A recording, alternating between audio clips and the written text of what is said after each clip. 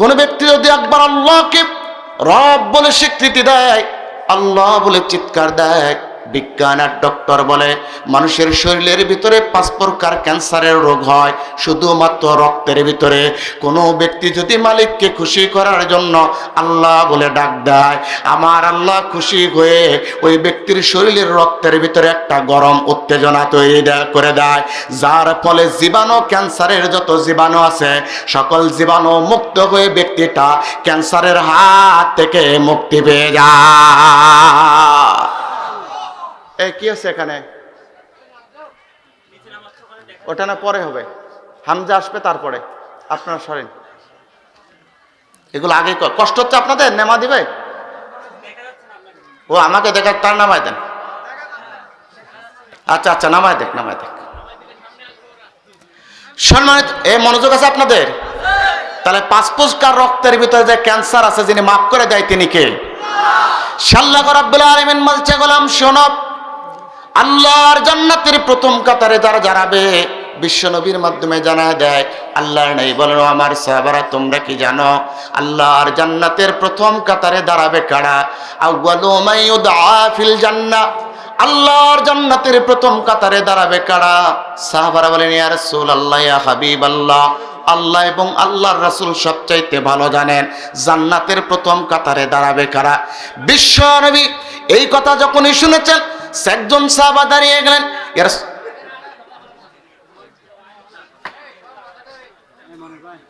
একজন সাহাবা দাঁড়িয়ে গেলেন, ডাক দিয়ে বলে, ইয়া রাসূলুল্লাহ, ইয়া হাবিবাল্লাহ, আমরা তো জানি না আপনি এবং আমাদের মহান রব আল্লাহ ভালো জানেন, আপনি আমাদেরকে বলে দিন জান্নাতের প্রথম কাতারে দাঁড়াবে কারা? আল্লাহর রাসূল ডাক দিয়ে বলে, আমার সাহাবারা শোনো, যারা সর্বাবস্থায় আলহামিদুন, মালিকের প্রশংসা করে যারা, ওরা কিয়ামতের ময়দানে আল্লাহর জান্নাতের প্রথম কাতারে দাঁড়াবে তারা।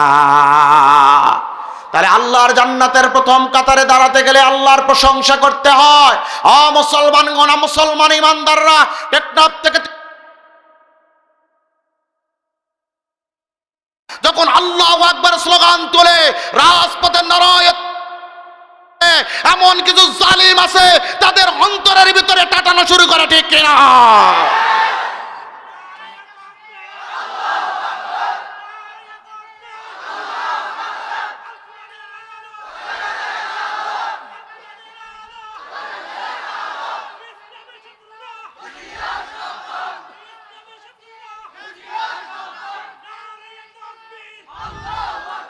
আমি জানি সেইন্দা সরাকুলের মুসলমান ইমানি বলে বলিয়ান, শুধুমাত্র একটু টাচ করলে বারুদের মতো জ্বলতে পারে, ঠিক কিনা? কেননা এই কক্সবাজারের প্রত্যেকটি জায়গা তো আমার চোষানো জায়গা, এরা জীবন দিয়েছে, শাহাদাত বরণ করেছে। যখন বলেছে আল্লাহু আকবার স্লোগান তুলবে, আল্লাহু আকবার স্লোগান তুলতে দিবে না, এই সময় তারা লম্বা লাইন দিয়ে বলেছিল, নাস্তিকরা তোমরা জমিন থেকে চলে যাও, কক্সবাজার জমিনে লিল্লাহি তাকবীরের স্লোগান তুলবে। কোন নাস্তিকবাদী শক্তিকে পরোয়া করে কক্সবাজারবাসী কথা বলে না আর শোনে না, ঠিক কিনা?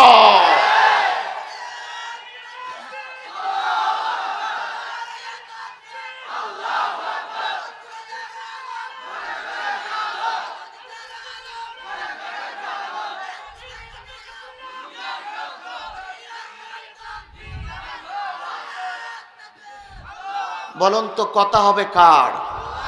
আর একটু জুবান খুলে বলুন কথা কার? আল্লাহ রাব্বুল আলামিন বলছে, গোলাম শোনো, আল্লাহর জান্নাতের প্রথম কাতারে দাঁড়াবে যারা, তারা জেল, জুলুম, নির্যাতন, নিপীড়ন, নিষ্পেষণ, এমনকি ফাঁসির মঞ্চে দাঁড়িয়ে মালিকের প্রশংসা করবে তারা। আর আল্লাহর প্রশংসা কোনো ব্যক্তি যখন করে, রব্বুল ইজ্জত ওয়াল জালাল সঙ্গে সঙ্গে খুশি হয়ে ব্যক্তির জন্য 3টি বরাদ্দ দিয়ে দেয়, 3টি পুরস্কার দিয়ে দেয়। 1 নম্বর পুরস্কার হলো 17 নম্বর সূরা, 16 নম্বর সূরা, 14 নম্বর পারা, 17 নম্বর পৃষ্ঠা, 7 নম্বর লাইনে 97 নম্বর আয়াতের মাঝের অংশ। আল্লাহ পাক বলেন, ফালা নুহিয়ান্নাহু হায়াতান তুজ্জিবা, মালিকের প্রশংসা করে যারা দুনিয়াতে নেক হায়াত আল্লাহর পক্ষ থেকে পায় তারা। দুই নম্বরে মালিকের প্রশংসা করে যারা, আল্লাহর পক্ষ থেকে উত্তম রিজিক পায় তারা। আর তিন নাম্বার, আল্লাহর প্রশংসা করে যারা, আল্লাহ রাব্বুল আলামিন বলেন তাদেরকে আরেকটা গুরুত্বপূর্ণ পুরস্কার দেয়। 16 নম্বর সূরা 14 নম্বর পারা 14 নম্বর পৃষ্ঠার 12 নম্বর লাইনের 78 নম্বর আয়াত আল্লাহ পাক বলেন, ওয়াজআলা লাকুমুস সামআ ওয়াল আবসারা ওয়াল আফইদা লাআল্লাকুম তাশকুরুন। আল্লাহ রাব্বুল আলামিন বলেন মানুষকে আমি 5টি গুরুত্বপূর্ণ অর্গান দিয়েছি। শ্রবণ শক্তি, দর্শন শক্তি, বাক শক্তি, আকল শক্তি আর ঘ্রাণ শক্তি। এই 5টি অর্গান দিয়েছে। বান্দা যখন দুনিয়ায় চলতে গিয়ে এই 5টি অর্গান ব্যবহার করে, শয়তানের ধোঁকায় পেয়ে বান্দা যখন অপরাধের ভিতরে শামিল হয়, এরপরে নিজের ভুল বুঝতে পেরে বান্দা যখন তওবা করে মালিকের দিকে অগ্রসর হয় আর মালিকের প্রশংসা করে, আমি আল্লাহ পাক তৎক্ষণিক, আমি আল্লাহ পাক তখনই ওই 5টি অর্গান দ্বারা যত অপরাধ করেছে আমি মালিক রহমানুর রাহিম নামের দিকে ওই 5টি অর্গান দিয়ে যা পাপ করেছে সকল পাপগুলোকে আমি আল্লাহ পাক মাফ করে দিয়ে ওই পাপগুলোকে নেক দ্বারা আমি আল্লাহ বদলা দিই। খুশি না বেজার? খুশি না বেজার? শুধু তাই নয়, আল্লাহ বলে গোলাম আমার প্রশংসা করবা না কেন? কেন আল্লাহর প্রশংসা করব না? আমাদের আল্লাহ পাক বডি দিয়েছে। একজন মানুষের শরীরের ভিতরে রক্ত পরিচালনা করার জন্য তারের প্রয়োজন আছে না নাই? একটা মানুষের জীবন পরিচালনা করার জন্য গুরুত্বপূর্ণ হলো রক্ত। রক্ত শূন্যতায় মানুষ মৃত্যুবরণ করে। আল্লাহ পাক জানায় গোলাম, আল্লাহ পাক ডাকতে বলে গোলাম রে, একজন মানুষের শরীরের ভিতরে রক্ত সঞ্চালের জন্য, একজন মানুষের শরীরের ভিতরে রক্ত চলাচলের জন্য যে তারের প্রয়োজন হয়, আমি রব্বুল ইজ্জত ওয়াল জালাল ওই তারের লম্বাটা দিয়েছি ৯৭,০০০ কিলোমিটার।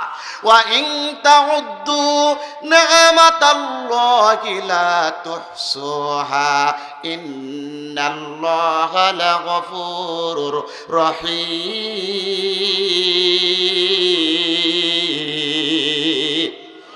ও গোলাম, আমার প্রশংসা করে শেষ করবা কোন কায়দায়? তোমার জীবনটাকে টিকিয়ে রাখার জন্য রক্তের প্রয়োজন, আর ওই রক্ত চলাচলের জন্য যে তারের প্রয়োজন, ওই তারের লম্বাটা হলো ৯৭,০০০ কিলোমিটার। এই নিয়ামত যিনি দিয়েছেন তিনি কে? আরো জোরে বলা লাগবে কে? শুধু তাই নয়, শরীরের ভিতরে তো রক্ত চলাচল করে রে গোলাম, ওই শরীরের ভিতরে আরেকটা গুরুত্বপূর্ণ ভাইরাল অর্গান আছে, সেটার নাম হলো হার্ট। ঠিক কিনা? ওই হার্টের ভিতরে রক্ত চলাচল করা লাগে। 1 মিনিটের জন্য যদি রক্ত চলাচল বন্ধ হয়ে যায় তাকে হার্ট অ্যাটাক বলা হয়। ও গোলাম, আমার নিয়ামতের প্রশংসা কেন করবা না? আমার শুকরিয়া কেন আদায় করবা না রে গোলাম? ওই হার্টের ভিতরে রক্ত পরিচালনা করার জন্য যে তারের প্রয়োজন আছে, ওই তারের লম্বাটা আমি আল্লাহ পাক দিয়েছি 1 নয় 2 নয়, বরং ওই তারের লম্বাটা হলো ৩৩,০০০ কিলোমিটার। এই ৩৩,০০০ কিলোমিটার তার দিয়ে আল্লাহ পাক ২৪ ঘন্টায় ৭,৫০০ লিটার রক্ত পরিশোধন করে। কত? জোরে বলেন। ৭,৫০০ লিটার রক্ত আল্লাহ রাব্বুল আলামিন ৩৩,০০০ কিলোমিটার জায়গা দ্বারা আল্লাহ রাব্বুল আলামিন ২৪ ঘন্টায় পরিশোধন করে। আর এই জন্য হার্টের স্পন্দনকে নড়াইতে হয় ১,৩০,৬৮০ বার। আল্লাহ ডাক দেয় গো বরে গোলাম, এই ২৪ ঘন্টার ভিতরে স্পন্দিত এর সংখ্যা হলো ১,৩০,৬৮০ বার। এই ১,৩০,৬৮০ বারের ভিতরে একবার যদি ওঠা নামা বন্ধ করে দেয়, একে বলা হয় হার্ট অ্যাটাক। আর হার্ট অ্যাটাক হওয়ার পর যদি 3 মিনিটের জন্য রক্ত চলাচল বন্ধ হয়ে যায়, ইন্না লিল্লাহি ওয়া ইন্না ইলাইহি কবরন। ও বান্দা, নিশ্চিত মৃত্যুর হাত থেকে বাঁচায়া আমি আল্লাহ পাক রক্তের ভিতরে, হাড়ের ভিতরে রক্ত সঞ্চালন করিয়া আমি আল্লাহ তোমাকে নতুন জীবন দিয়েছি, এরপরও কি আমার প্রশংসা করবা না? বলুন তো, এই জন্য প্রশংসা করা লাগবে কার? তাহলে আল্লাহর যদি প্রশংসা করতে হয়, ওই আল্লাহু আকবার স্লোগান দিলে আমাদেরকে বন্ধ করে দিতে চায়, আল্লাহু আকবারের তাকবীর দিলে জেলখানায় নিতে চায়, আল্লাহু আকবারের তাকবীর দিলে রাজনীতির গন্ধ খোঁজে। যারা গন্ধ খোঁজে এরা মুসলমান নামে হতে পারে, প্রকৃতপক্ষে মুসলমান নয়। ঠিক কিনা? কথা ক্লিয়ার, ভেজাল আছে? সম্মানিত ভাইয়েরা, কোরআনের বাহিরে কোনো কথা পাবেন না। আপনাদের আমি সুপরিচিত ব্যক্তি, আপনারাও আমার কলিজার পরিচিত ভাই। জানেন আশরাফ বিন মোবারক আলী যা বলবে কোরআন এবং সুন্নাহ এবং বিভিন্ন দগবেন ভিত্তিক বলবে। সে আল্লাহ রাব্বুল আলামিন বলছে, গোলাপ যখন কোরআন পাইবা তোমার দায়িত্ব হলো ওই কোরআনের দাওয়াত পৌঁছাবা। এই দাওয়াতের পক্ষে আমরা আছি না নাই? জোরে বলুন, আছি না নাই? রাসূল বলছেন, মান জাআলাল কুরআনা আমামাহু ক্বাদাহু ইলাল জান্নাহ। যে ব্যক্তি কোরআনকে সামনে রেখে কোরআনের অনুসরণ করে, কোরআনের অনুকরণ করে, কোরআন ভিত্তিক জীবন গঠন করে, কোরআন দ্বারা সমাজ গঠন করে এবং কোরআনের অনুসরণ আর অনুকরণ করে, কিয়ামতের ময়দানে মুসিবতের কালে আল্লাহর কোরআন তাদেরকে নেতৃত্ব দিয়ে দিয়ে আল্লাহর জান্নাতে নিয়ে যাবে। সেই কোরআনের মহব্বতে যারা এসেছেন, কোরআনের হক কথা মেনে নিয়ে কোরআন ভিত্তিক জীবন গঠন করার নিয়ত নিয়ে এই ময়দান ছাড়বো, কে কে রাজি আছেন? দু হাত আল্লাহকে দেখা দেয়। আল্লাহ কবুল করে বলুন আমিন। আল্লাহ রাব্বুল আলামিন বলছেন, কোরআনের দাওয়াত দাও। কোরআনের দাওয়াত দেওয়ার কথা দিয়েছেন কে? তাহলে আজকে যদি কোনো ব্যক্তি মুসলমান নিজে দাবি করে, বৈধ বাপের সন্তান, জন্মের সময় ডান কানে আজান আর বাম কানে একামত দিয়েছে, ওই ব্যক্তির দায়িত্ব হলো কোরআনের দাওয়াত দেওয়া। কারণ আল্লাহ পাক বলছেন, কোরআনের দাওয়াত দেওয়া হলো মুসলমানদের জন্য ফরজ। প্রমাণটা কোথায়? 5 নম্বর সূরা 6 নম্বর পারা 18 নম্বর পৃষ্ঠা 10 নম্বর লাইনের 66 নম্বর আয়াত সূরাতুল মাইদার ভিতরে আল্লাহ পাক বলেন, ইয়া আইয়ুহার রাসূলু বাল্লিগ মা উনজিলা ইলাইকা মির রাব্বিক ওয়া ইল্লাম তাফআল ফামা বাল্লাগতা রিসালাতাহু ওয়াল্লাহু ইয়াসিমুকা মিনান নাস। ও নবী, আপনার প্রতি কোরআন আমি নাজিল করলাম, আপনার দায়িত্ব হলো কোরআনের তাবলীগ করা। তাহলে কোরআনের দাওয়াত দেওয়া, কোরআনের প্রচার করা, কোরআনের তাবলীগ করার ঘোষণা যিনি দিয়েছেন তিনি কে? তাহলে আজকে যখন টেকনাফ থেকে তেতুলিয়া, রূপসা থেকে পাতুরিয়া, সুন্দরবন থেকে বান্দরবন পর্যন্ত নিরপরাধ ইসলামী আন্দোলনের ভাইরা, কোরআন প্রেমিক সৈনিকেরা, আলিম ওলামারা কোরআনের দাওয়াত দেয়, ওই আলিমদের উপরে মিথ্যাচার করে কেন করা হয়? এর জবাব চাই, ঠিক কিনা? কেননা কোরআনের দাওয়াত দেওয়ার ঘোষণা যিনি দিয়েছেন তিনি কে? আল্লাহ পাক আয়াত নাযিল করলেন, নবী মুহাম্মদ সাল্লাল্লাহু আলাইহি সাল্লাম খাদিজাতুল কুবরার উরুর উপরে মাথা দিয়ে আছে। এবার ডাক দিয়ে বললেন, খাদিজাতুল কুবরা, আর বসে থাকার সময় নাই, আল্লাহর কোরআনের দাওয়াত দেওয়া লাগবে, আল্লাহর কোরআনের দাওয়াত দেওয়া লাগবে। কেন আল্লাহ পাক বলছেন, এই কোরআনের দাওয়াত যদি আপনি না দেন, ও নবী আপনি রিসালাতের সঠিক দায়িত্ব পালন করলেন না। নবী যদি কোরআনের দাওয়াত না দিলে, রিসালাতের দায়িত্ব পালন না করা হয়, ও মুসলমান, আপনার নাম আব্দুর রহমান, আপনার নাম হলো আশরাফ আলী সিদ্দিকী, আপনার নাম হলো রাইহানুল ইসলাম, মুসলমান নামে দাবি করেন, কিন্তু কোরআনের দাওয়াত না দিলেও আপনিও মুসলমান দাবি করতে পারবেন না, ঠিক কিনা? আল্লাহ নিজে বলছেন, ও নবী আপনি যদি এই কোরআনের দাওয়াত না দেন, রিসালতের দায়িত্ব আপনি পালন করলেন না। আর রিসালতের দায়িত্ব পালন না করলে নবী হওয়া যায় না। ও নবী আপনি শুনে রাখুন, আপনি কোরআনের তাবলীগ করুন। আর কোরআনের তাবলীগ করতে গিয়ে আপনি যখন হক কথা বলবেন, তখন রামের দল, বামের দল, নাস্তিক ইহুদিবাদী শক্তি আপনার বিরুদ্ধাচরণ করবে। ও নবী আপনি চিন্তা করবেন না, রামের দল আর বামের দল আপনার যতই বিরোধিতা করুক না কেন, আল্লাহু ইয়াসিমুকা মিনান নাস, আপনার দায়িত্ব হলো কোরআনের দাওয়াত দেওয়া। আমার দায়িত্ব হলো রামের দল আর বামের দলের হাত থেকে আপনার নিরাপত্তা দেওয়া। জুবানটা খুলে বলেন, কথাটা কার? সে আল্লাহ রাব্বুল আলামিনের আয়াত ফরমান পর পর আল্লাহর নবী মানুষের কাছে দাওয়াত দেওয়া শুরু করলেন। আল্লাহর নবী যখন দাওয়াত দেওয়া শুরু করলেন, তখন ইহুদিরা, আল্লাহর নবী যখন দাওয়াত দেওয়া শুরু করলেন, তখন কাফেররা, আবু জেহেল, উতবা, সাইবা, মুগীররা সিদ্ধান্ত নিল, মুহাম্মদ যদি কোরআনের দাওয়াত দেয়, তাহলে আমরা যে ক্ষমতার মসনদে আছি এখানে তো থাকা যাবে না। সুতরাং মুহাম্মাদের দাওয়াত বন্ধ করা লাগবে। যখন এই কথা তারা পরিকল্পনা করো, আল্লাহ পাক জিব্রাইলকে ডাক দেওয়া, জিব্রাইল যাও রে জিব্রাইল যাও যাও, ওরা পরিকল্পনা করেছে আল্লাহর পক্ষ থেকে আনিত কিতাবের দাওয়াত দিতে দেবে না, আল্লাহর কোরআনের কথার কর্মসূচি পালন করতে দেবে না। ওরা পরিকল্পনা নিচ্ছে আমার বন্ধুকে জানা দাও, যেটা সূরাতুল হামিম সেজদা 41 নম্বর সূরা 24 নম্বর পারা 18 নম্বর পৃষ্ঠার 11 নম্বর লাইনে 4 নম্বর রুকুর 26 নম্বর আয়াত।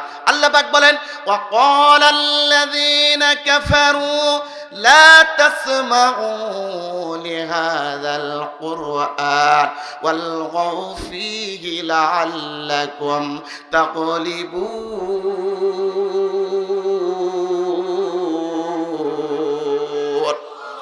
আল্লাহ রাব্বুল আলামিন ওয়াকালাল্লাযীনা কাফারু, কাফেররা বলে লা তাসমাউ লিহাযাল কুরআন, এই কোরআন শোনা যাবে না।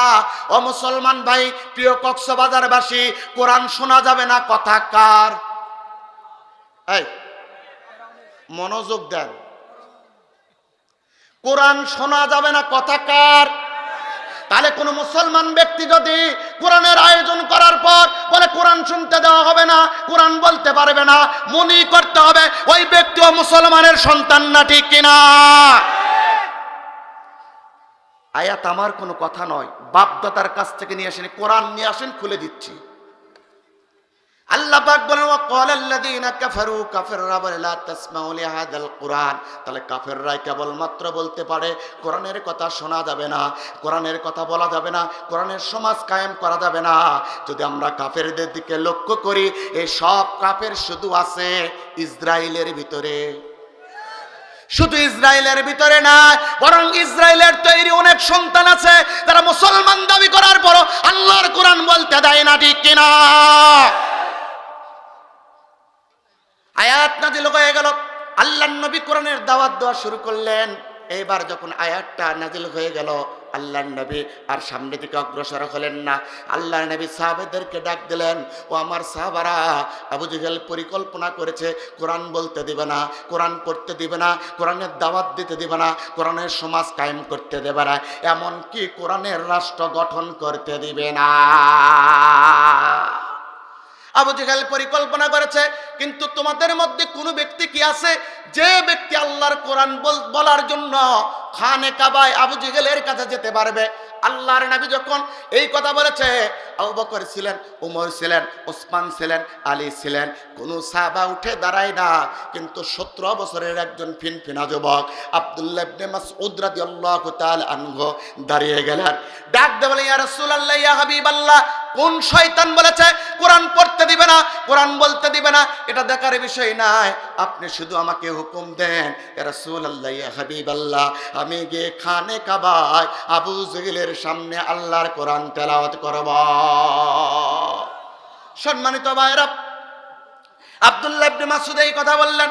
আল্লাহর নবী আব্দুল্লাহ ইবনে মাসউদের দিকে তাকায় আছে, ডাক দিয়ে বলছে, আব্দুল্লাহ ইবনে মাসউদ রে, তুমি তো ছোট্ট মানুষ, শরীরটা তোমার চিকন, সিপসিপে বর্ণের যুবক, তুমি আল্লাহর কোরআন বলতে যেও না।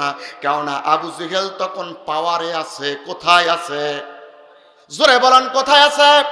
আবু জেহেল তখন পাওয়ারে থাকলে গিয়ারে থাকা যায়, ঠিক কিনা? পাওয়ার দিয়ে গিয়ার দেখাচ্ছে। আল্লাহর নেই বলেন, এই ছোট্ট শরীর নিয়ে আবু জেহেলের কাছে যেও না, তোমাকে তো বাঁচতে দিবে না। আব্দুল্লাহ ইবনে মাসউদ বলেন, হুজুর, আপনি তো বলে দিয়েছেন জীবন আর মৃত্যুর মালিক দুনিয়ার কোনো শাসক নয়, জীবন আর মৃত্যুর মালিক দুনিয়ার কোনো নেতা নয়, জীবন আর মৃত্যুর মালিক দুনিয়ার কোনো হুজুর নয়। আপনাদের কাছে আঙ্গুলটা উঁচু করে জানতে চাই, জীবন আর মৃত্যুর মালিক কে? আল্লাহ রাব্বুল আলামিন 67 নম্বর সূরা 29 নম্বর পারা 1 নম্বর পৃষ্ঠার 2 নম্বর লাইনের 2 নম্বর আয়াতে বলেন, আল্লাযী খালাকাল মাউতা ওয়াল হায়াতা লিয়াবলুয়াকুম আইয়ুকুম আহসানু আমালা ওয়া হুয়াল আজিজুল গফুর।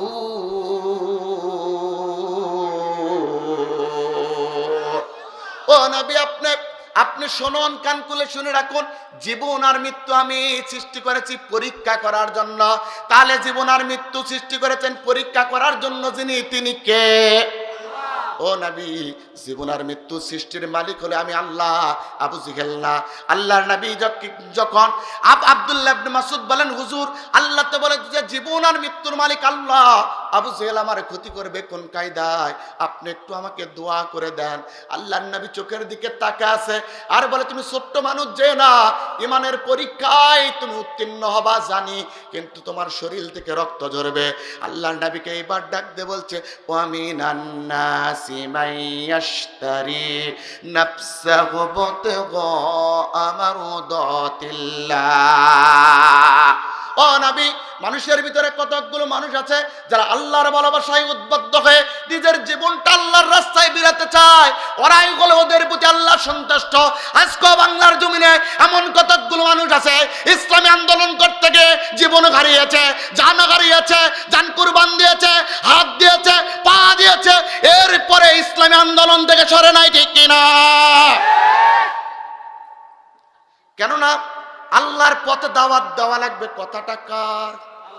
কোন দলের কথা নয়, আওয়ামী লীগের কথা নয়, বিএনপির কথা নয়, জামাতের কথা নয়, জাতীয় পার্টির কথা নয়, জাসদের কথা নয়, বাসদের কথা নয়। আল্লাহ পাক বলে, এ সকলের সৃষ্টি আমি মহান রব, এটা হলো আমার কথা। মুসলমান হবে যারা আল্লাহর কথা কোনো শব্দ ছাড়া, কোনো উচ্চ বাক্য ছাড়া, কোনো প্রশ্ন ছাড়া আল্লাহর কথা মেনে নেবে, তারা ঠিক কিনা? এই জন্য আমার একটা কথা রাজনৈতিক ভাবে নেবেন না, কেন I am not political person, it is not political platform, a private institution by the people. রাজনৈতিক ব্যক্তি নয়, রাজনৈতিক কথা বলি না, তবে আল্লাহর কোরআনের সত্য কথা ছেড়ে দেই না। কেন আল্লাহ বলছে, ওয়াকুলিল হাক্কু মির রাব্বিকুম, তোমার রবের পক্ষ থেকে যা আসছে সব বলা লাগবে। কোরআনের মাহফিল দিয়েছেন সব বলা না গোপন করার জন্য? জোরে বলুন। তাহলে কোরআনের সব কথাগুলো আপনি যখন বলবো সবার কিন্তু আল্লাহর কোরআনের হক কথা ভালো লাগবে না। ভালো লাগবে না কাদের কথা? আল্লাহ রাব্বুল আলামিন বলছেন 22 নম্বর সূরা 17 নম্বর পারা 19 নম্বর পৃষ্ঠার 12 নম্বর লাইনের 72 নম্বর আয়াত সূরাতুল হজরের ভিতরে আছে।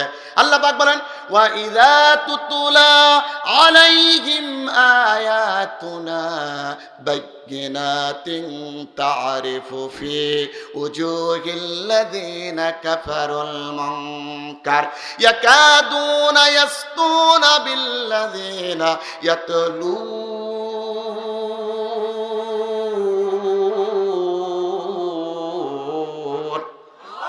আল্লাহ পাক বলে, নবী এই 15টি কথা কার? আলেম ওলামা আছেন না, সব আলেম ওলামা। না, কক্সবাজার তো আলিমদের কারখানা। আল্লাহু আকবার। তাহলে মুনাফিকের চিহ্ন কয়টি? জোরে বলেন কয়টি? হাদিসে 3টি, কোরআনে 12টি, এই মিলে গেল 15টি, অথবা হাদিসে 4টি, কোরআনে 12টি, এই মিলে 16টি। আমার ভাইরা, তাহলে এইবার আপনারা কান লাগান, মুনাফিকের 16টি চিহ্ন থেকে আমাদেরকে দূরে থাকা লাগবে। তাহলে মুমিন হিসাবে যিনি কবুল করে নেবেন তিনি কে? আর একটু জোরে বলা লাগবে, তিনি কে? 1 নম্বর মুনাফিকের চিহ্ন বর্ণনা করতেছেন, কান লাগান।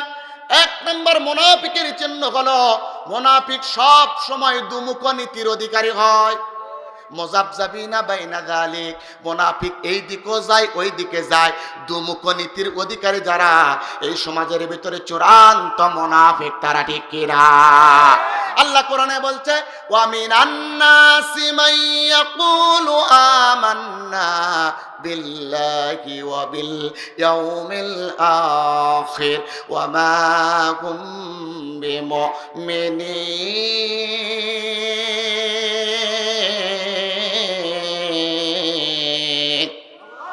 আল্লাহ পাক বলে, মানুষের ভিতরে কতকগুলো মানুষ আছে যারা মুখে ইমানের কথা বললো, অন্তরের ভিতরে ইমান নাই, এমন জাত আছে না নাই? এটা কোন সময় পাওয়া যায়? এটা কিন্তু এমন সময় পাওয়া যায় যখন আমাদের দেশে মৌসুম আসে, মৌসুমি কিছু ব্যক্তিকে পাওয়া যায়, মুখে কোরআনের কথা বলল, অন্তরে এদের কোরআন নাই, আছে না না? এরা মুখে ইমানের স্বঘোষিত ব্যক্তি দাবি করলো, মুখে মুসলমান দাবি করলো, কর্মে কাজে মুসলমানদের চিহ্ন পাওয়া যায় না, আছে না নাই? ওই ব্যক্তি নিজে নামাজ মানে, এতে কোনো সন্দেহ নাই। কিন্তু যখনই বলা হয় নামাজের আন্দোলন করা লাগবে, নামাজ যেরকম ফরজ নামাজের আন্দোলন করা ফরজ, নামাজ মানতে রাজি আছে, নামাজের আন্দোলন মানতে রাজি নাই। যারা নামাজ মানতে রাজি আছে, নামাজের আন্দোলন মানতে রাজি নাই, আল্লাহ পাক বলে সমাজের চূড়ান্ত মুনাফিক তারা। এইরকম সংখ্যা এখন আপনারা ভাগেন। অনেক ব্যক্তি চিন্তা করে, হুজুর ইসলামকে রাজনীতির ভিতরে আপনি ঢুকান কেন? আরে ভাই, গোটা কোরআনটাই হলো রাজনীতি। এটা কোন নীতি? আল্লাহর কোরআন নীতি। আমাদের দেশ সারা পৃথিবীতে যেটা হয় ওটা রাজনীতি নয়, ওটা হয় অনেক ক্ষেত্রে পেট নীতি। কেন? জনগণের অর্থ আত্মসাৎ করে। গতকাল সাইফুল্লাহ ভাই বলতেছিল প্রত্যেক বছর ৯৭,০০০ কোটি টাকা জনগণের আত্মসাৎ করে আমাদের কিছু প্রতিনিধি পাচার করেছে, যেটা টিআইবি প্রকাশ করেছে। তার মানে জনগণের টাকা আত্মসাৎ করে যারা, ওটা রাজনীতি হতে পারে না, ওটা পেট নীতি, ঠিক কিনা? এই জন্য নামাজ যখন কায়েম হবে, আপনি নামাজ যখন করবেন, নামাজের আন্দোলন করবেন, নামাজি সমাজ যখন কায়েম হবে, ওই সমাজের ভিতরে চুরি থাকবে না, জিনা থাকবে না, ব্যভিচার থাকবে না, ওই সমাজটা হবে সাহাবাদের সমাজ, ঠিক কিনা?